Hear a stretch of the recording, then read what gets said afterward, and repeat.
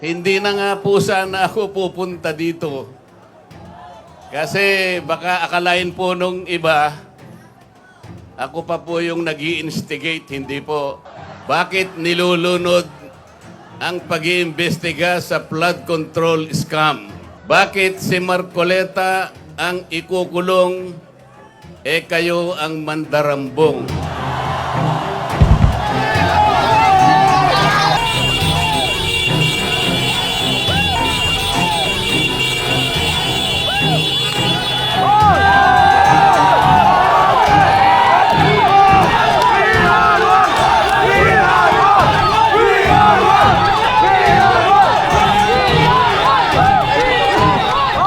Very sure that the court will not find me guilty because, as I said, these are all fabricated cases and they are not within the meaning, within the contemplation, and within the parameters of our plunder law.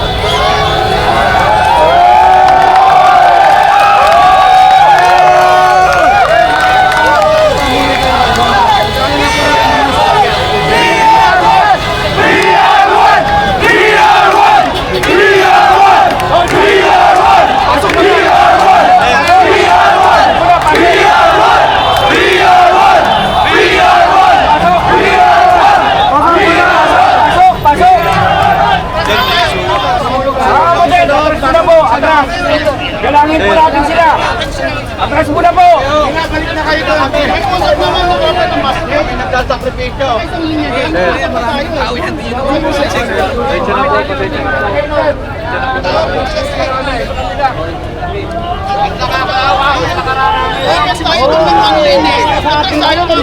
Mga kapatid, pasok muna po. Sumunod tayo. Pasok muna po kayo.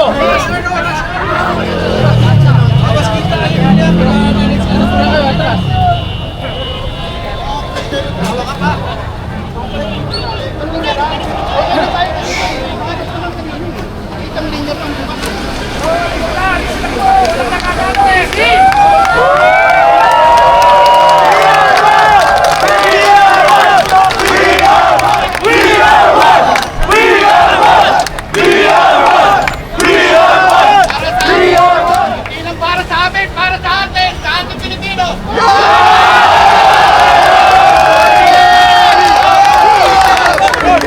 Mahilo ba nito? Alis kami!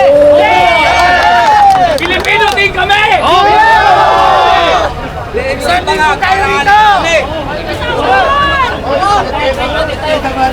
Buhay kami dito!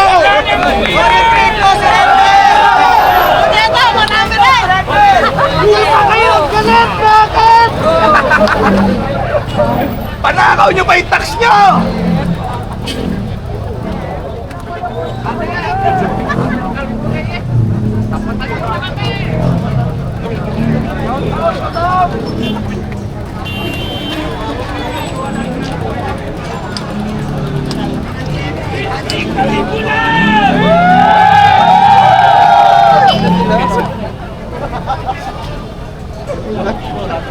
Wala tayo dito kung walang nagnakaw!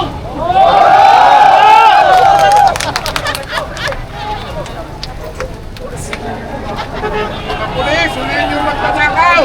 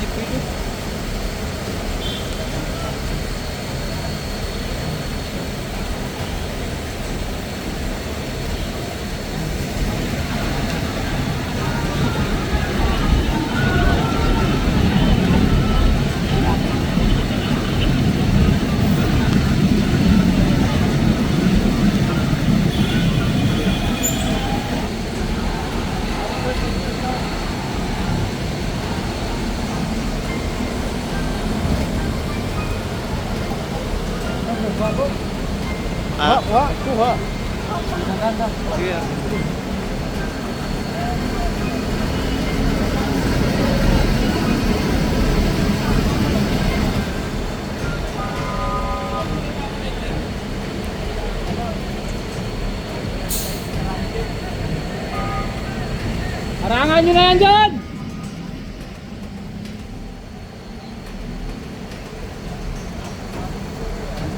Harang na.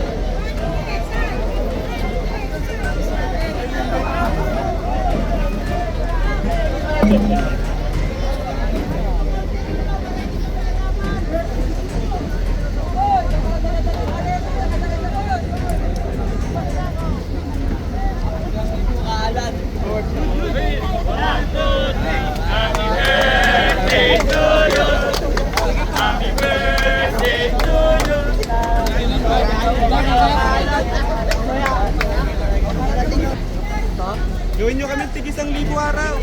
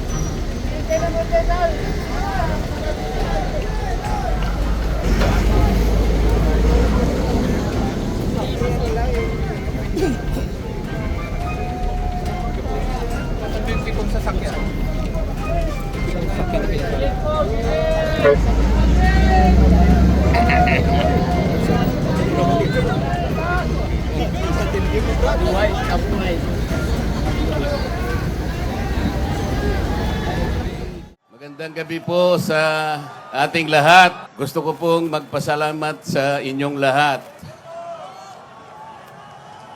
Kahapon pa po ay tinitingnan ko na kayo. Lalong-lalo na po yung nanggaling pa sa malalayong lugar. Kahit na po ang lakas ng buhos ng ulan, walang tumitinag, walang umuuwi. Lalo na kung nagpapahayag po kayo ng ating pagkakaisa.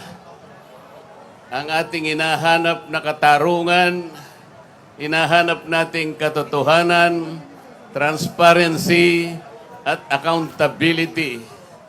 Ang iba po ay mga kakilala ko, yung iba po ay hindi ko man kakilala, ngunit nagpahayag po sila ng pagsuporta at pagmamahal sa ating bansa at sa ginagawa natin ngayon.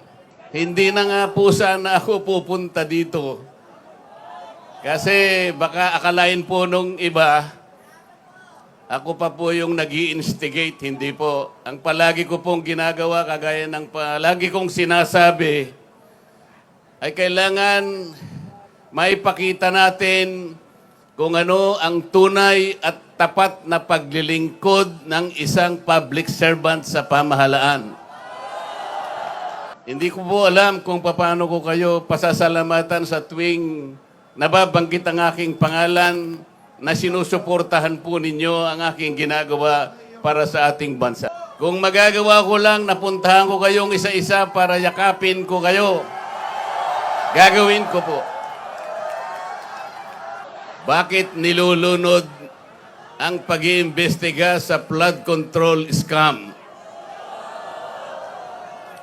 Bakit si Marcoleta ang ikukulong, kayo ang mandarambong?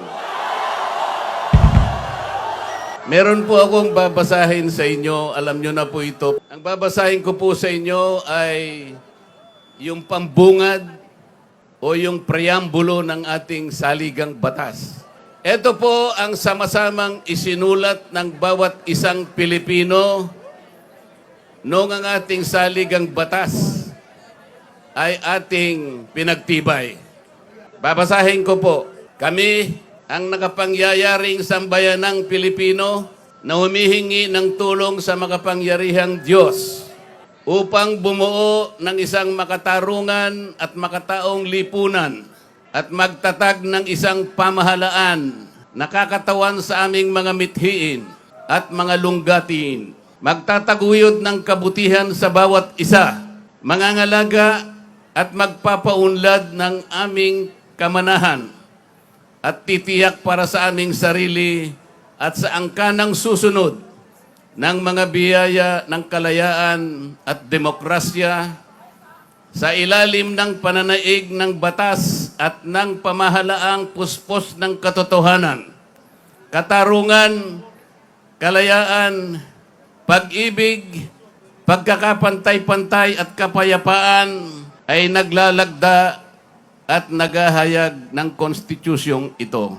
Mga kababayan, ito po ang batayan kung bakit nandito tayo ngayon. Nais nating ipaalala sa pamahalaan ang ating mga layunin, ang ating mga adhikain, ang ating mga pangarap para sa ating sarili at sa susunod na saling lahi, at ang ating pangarap sa ating pinakamamahal na bansa. Ito po ang aking paninindigan at alam ko ito ang ating pinagkaisang paninindigan ngayong gabi. Nakahanda po akong magpakulong. Kung kinakailangang maaresto po ako, wala pong problema. Kung ito po ang kabayarang hinihingi para ipagtanggol ko ang katarungan at ang pambansang kagalingan at ang interes ng mamamayang Pilipino, sana man lang may ninakaw ako. Sana man lang kasama ko sa mga mandarambong. Mga nabanggit na yung mga pangalan nila. Ang isa ay si Martin Romualdez. Ang pinagdalhan ng mali-malitang pera.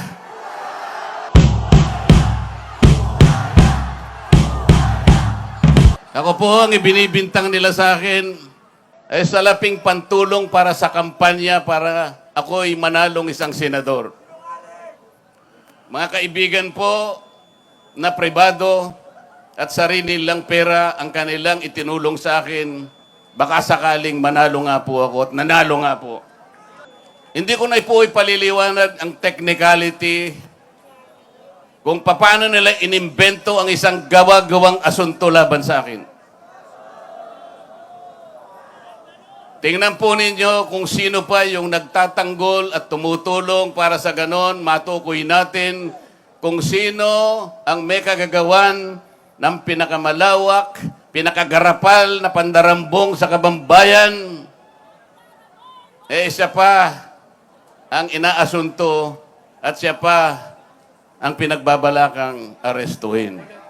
Hindi ba katungkulan ng ombudsman ang sila ang humanap, umusig, at parusahan ang lahat ng may kagagawan nito? Bakit ang ombudsman ang nagagalit sa akin? Hindi ba dapat tulungan pa nila ako? Sapagkat iisa ang layunin namin.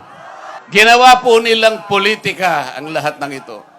Ang mga asunto po na sinampa laban sa akin ay nagsasaysay ng kwarta, pero hindi nagbabanggit ng korupsyon. Nagsasaysay ng halaga, ngunit hindi binabanggit ng ill-gotten wealth. Ipinipilit na iugnay ang public office, ngunit walang binabanggit na abuse of public office. Naglulubid ng mga chismis, ngunit walang ebidensya.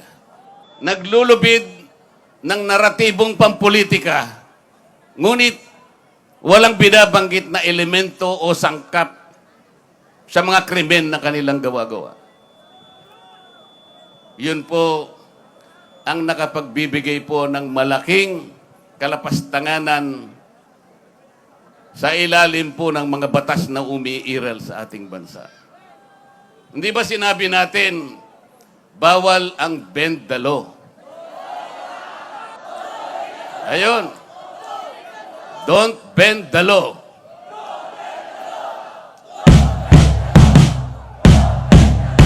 Paano naman kasi?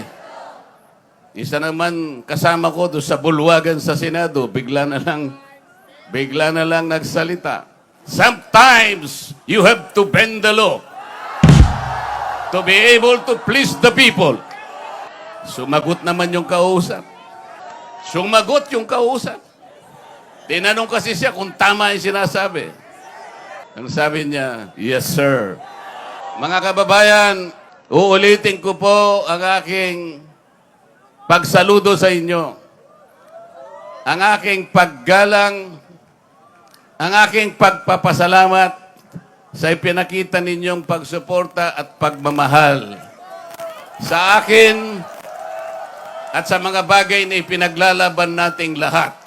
Ang katarungan, ang katotohanan, ang pananagutan, at ang katarungan.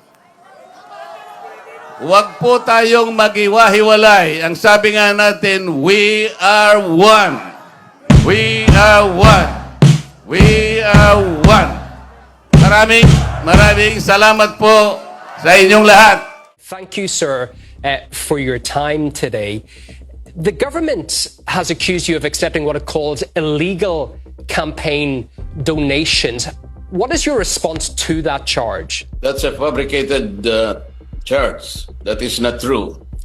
Because these are campaign donations allowed by our COMELEC or election laws. Why do you think this case has targeted you in particular? Because I am serious in being able to unearth the biggest corruption scandal in this country associated with our flood control projects.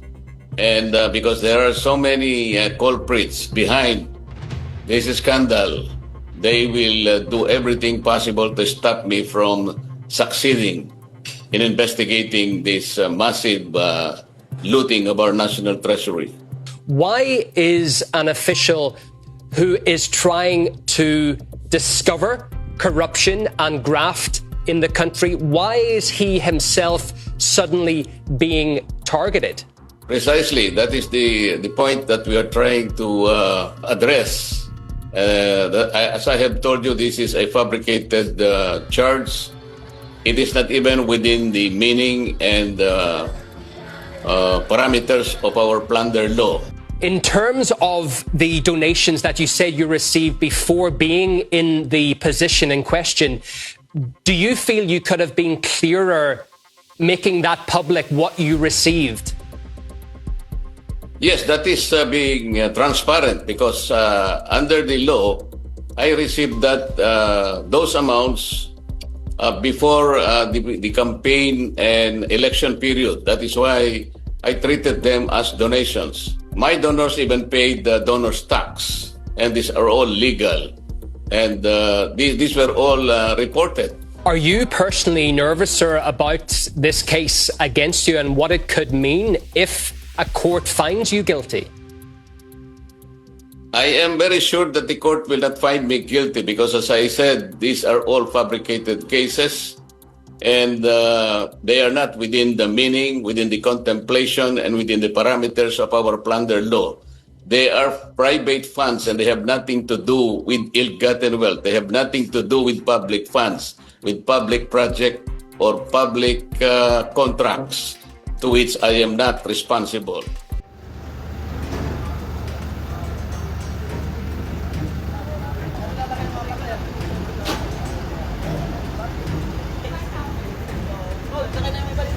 Ito, ala ito. Ang lege, sa ano?